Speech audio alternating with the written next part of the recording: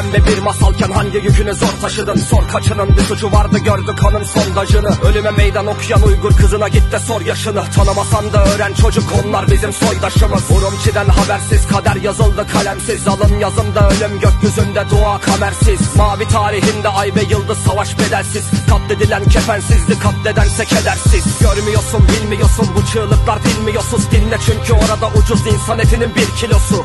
Ambargonun dahilinde yüksek vergi dozu. Kan kırmızı orada fakat gökyüzünün rengi bozuk. Zulüm gözünü bağlıyor ve ölmenin zamanı yok. Ve emin ol ki onların hiç kimseye zararı yok. Dört yanında petrol olan Arap devletlerini es geçip de nasıl diyorsun ulan, Araplar kan ağlıyor. 1,5 milyon kilometre karelik yüz ölçümüyle Türkiye'nin 2 misli bir alana sahip Doğu Türkistan'ın